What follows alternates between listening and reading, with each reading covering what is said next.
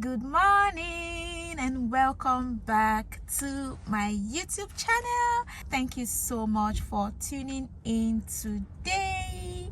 I feel really blessed and happy to have you tune in to watch my videos today. But if it is your first time coming across my channel, I have one question for you.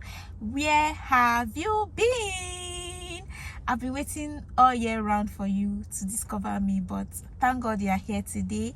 Sit back, relax and enjoy today's video. And by the way, my name is Emily. I'm a lifestyle content creator based in Abuja, Nigeria.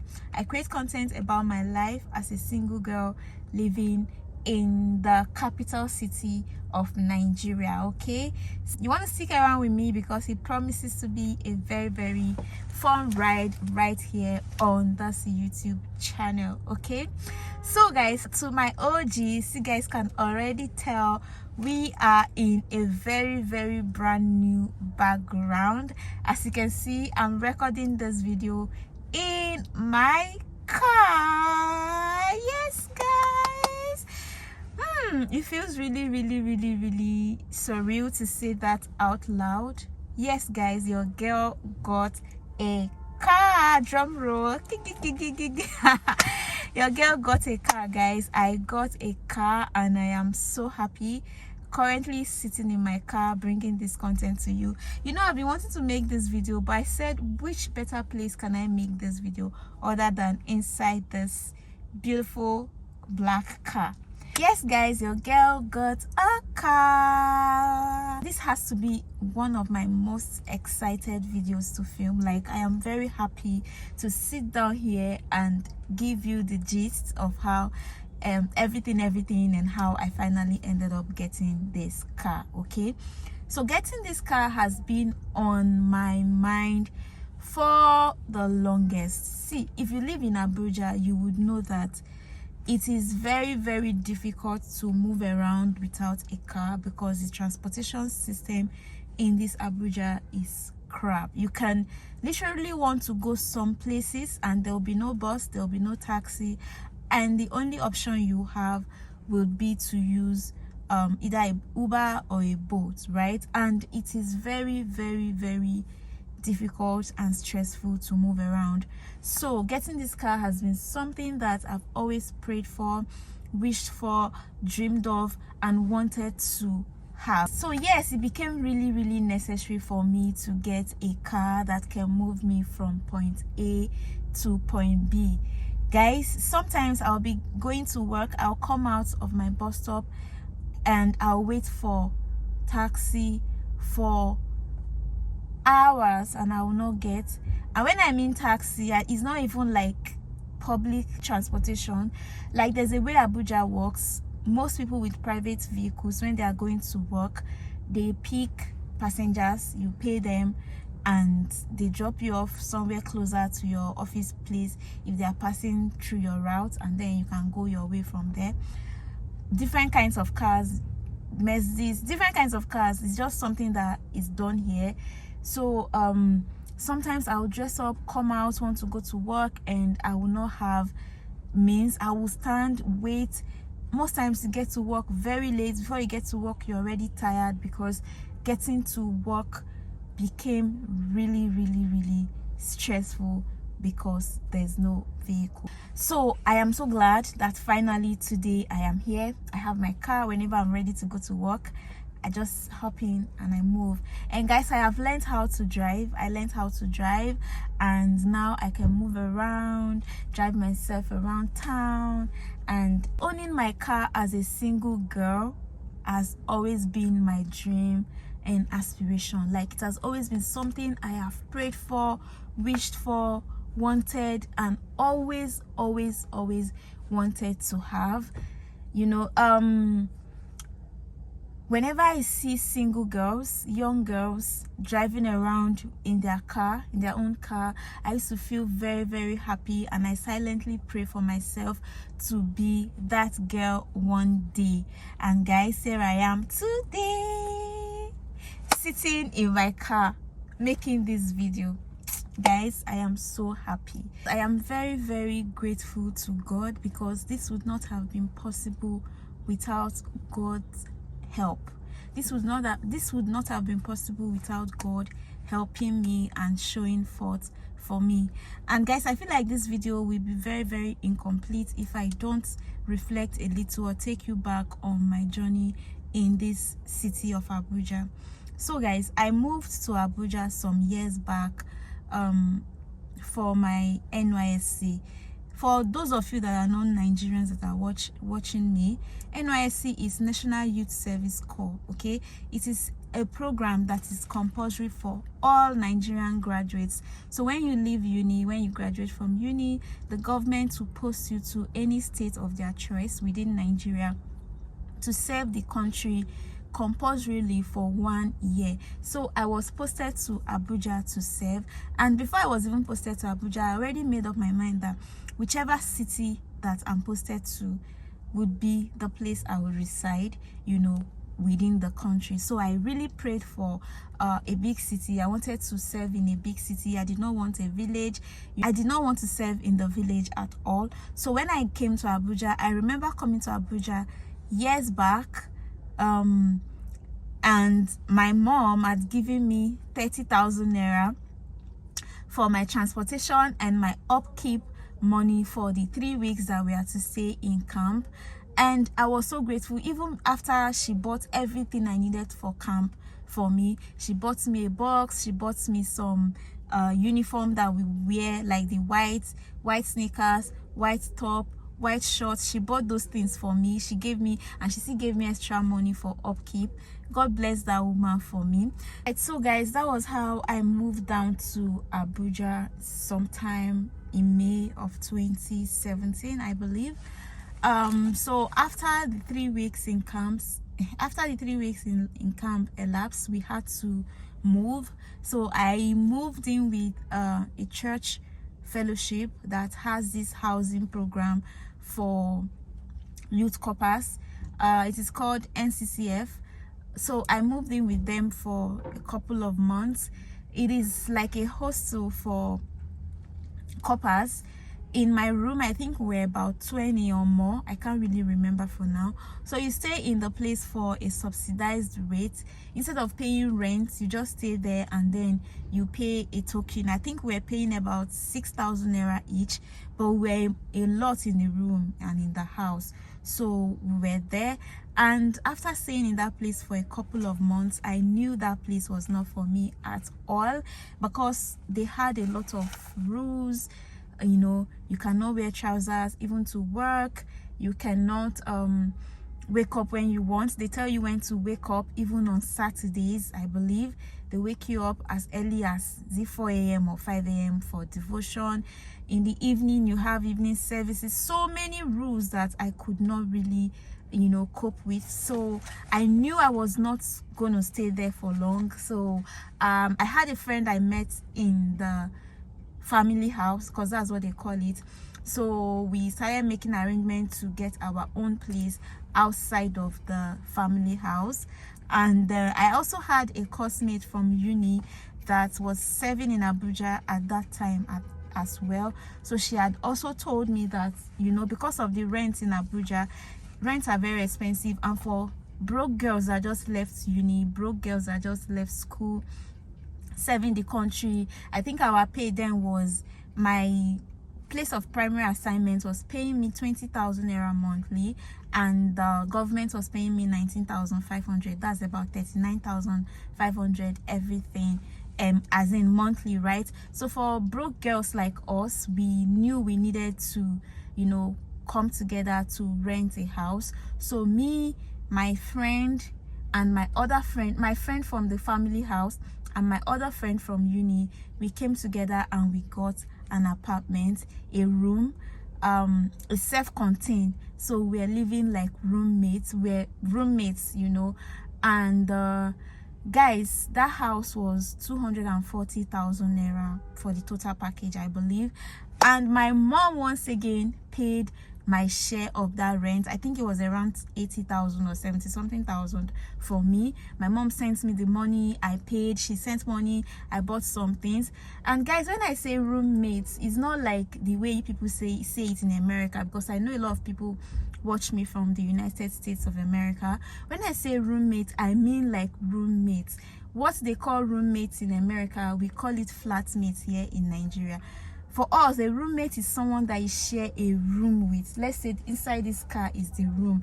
You share everything. You share a bed space, you share kitchen, you share toilet, you share bathroom, you share everything. But the one that you have your own room and you only share the common areas like the sitting room, your bathroom or your washroom and the kitchen, we call it flatmate here in Nigeria. So me and my two other friends became roommates, living in one tiny self-contained apartment. It was fun, guys. It was okay. The experience was okay. We lived well. We understood each other to the best of our knowledge, you know. So that year came and passed. That 1 year NYSC, it breezed past quickly, very, very quickly. So my other friend got a job back in Lagos, so she had to move back to Lagos. So it was just left with me and my other friend, right? Just the two of us in the house. My friend that were left in the house got a job where she was served, she was retained, and it was so beautiful to see. Me on the other hand, no job, nothing. So guys, I have to film this video quickly and leave because I'm sweating so much. I can't use the AC in the car because I'm recording this video without my microphone, and if I put on the AC, it's going to interfere with the audio of this video. So that's why I'm sweating, and I have to wind up because of the noise around. Anyways guys, so I remember the day my friend, the one from uni that became my roommate, I remember the day she called us because she had traveled to Lagos, and then she called to inform us that she would not be coming back. She would stay back in Lagos because she got a job in Lagos. That day I cried so much. I cried because my other friend, she had already gotten a job. Now this one has a job, and I'm the only one without a job at this point. And I am also thinking, one, I'm going to miss her because we share a bed together. We've been together all this for 1 whole year. Secondly, I was thinking, how am I going to be able to raise my own half of the rent? Now the rent that the three of us are sharing is going to be the two of us now sharing it. So I was also thinking, how am I going to raise my own half of the rent? My mom had given me money to come to Abuja. She has been sending me money for upkeep all this while. She has paid my rent for 1 whole year. Am I going to call her again to pay my rent? So everything just came to my head. I was crying, no job, nothing. Anyway, I kept on applying for jobs. Then our rent expired, and then I was thinking, what are we going to do? Remember guys, this rent is 240,000 naira that the two of us are supposed to share now. I was thinking, what are we going to do? I kept thinking. 3 months after our rent expired, God bless that landlord, she never bothered us, but me, I was bothered because I know it's a debt that we have to pay.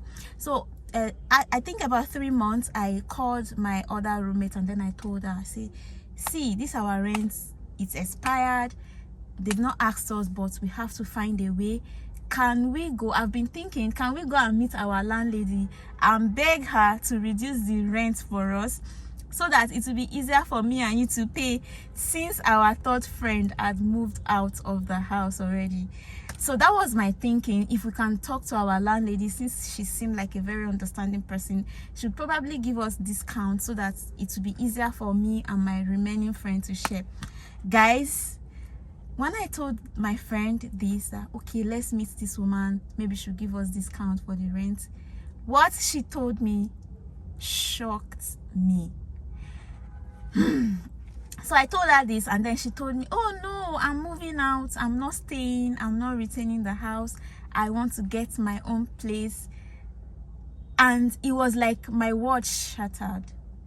At that point, I didn't know what to say. I just said okay, but somewhere in my head I'm like, Jesus Christ, I don't have a job yet, you have a job, You have plans of moving out. You didn't tell me. You waited for me to bring this up. Jesus Christ, can it get any worse in this city of Abuja for me? And I was so devastated. I didn't cry. I did not cry, and I did not let her know that I was hurt, even though I was hurt. But I just removed it from my mind, and I kept applying for jobs, applying until I eventually got a job. And when I got this job, guys, this job was paying me 30,000 naira. 30,000 naira. How can I feed on 30,000 naira, transport to work on 30,000 naira, and still save for rent from 30,000 naira? Guys, believe me when I tell you, that was the most difficult phase of my life. It was very stressful. It was so difficult surviving that period, guys. It was really difficult. At a point, it became really, after my friend eventually moved out and I was alone in the house, it was so difficult to survive. I remember sometimes I would be so broke, no money to eat, nothing. My mom would still send me upkeep money. I also remember that with that my 30k salary, before the month ends, trust me, that money has finished. I didn't buy clothes, I didn't do anything, I didn't buy shoe, just transport to work, back, feed myself, and money has finished. I had a colleague in the office back then. I would borrow money like 5k to survive, to transport myself to work before the month ends. And when it ends, they give me salary, I'll give her back 5,000. That means take home is like 25,000, and then the circle continued. It was such a difficult period in my life. That phase was so difficult. It was very difficult for me, that period, and I lived like that for a year. I worked with those people for about 2 years. At some point they increased my salary to 50k. It was still constant struggle to survive and all. I remember at a point, God bless that landlord, Sha, because if not that woman was very patient with me. At some point, the landlady could not take it anymore. She gave me quit notice, told me to pack my things and leave the house. And guys, this house was empty. When I say this is our house, even while the three of us were living in that house, it was as empty can be. The only thing we had in that house was a mattress, and then the wardrobe that came with the house, the kitchen utensils, the very basic gas, pots, plates, and then I had my sewing machine, because at that point I was already learning to sew. That was all we had. So eventually I was asked to leave the house. I remember that it was so tough for me.